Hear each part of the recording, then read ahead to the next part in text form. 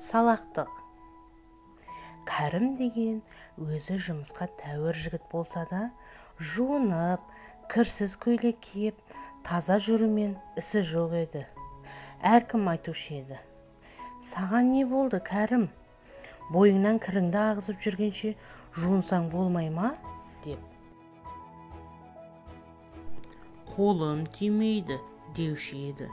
Сөйтіп жүріп, тұла бойын шиқан қаптап, қотыр болды.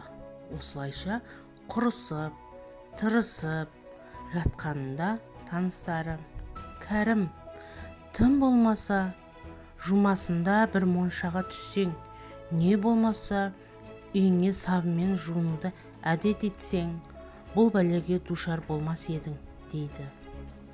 Сонымен Кәрімді ауру жататын үйге алып барып, жуындырып, таза киіндірді. Ем қылған соң аз ба, көп пе жатып жазылды. Мұнан шыққан соң Кәрім бір зауытқа барып жалданыпты. Өздеріңізге белгілі шығар, зауыттағы нәрселерді бояйтын бояулардың қай-қайсы да ұлы болады. Бір күні қожасы Кәрімге бір бояуды араластырып қой деп беріпті. Араластырып отырып, кәдімгі үйренген қалыбынша қолын жумастан барып тамаққа отырып нан жепті.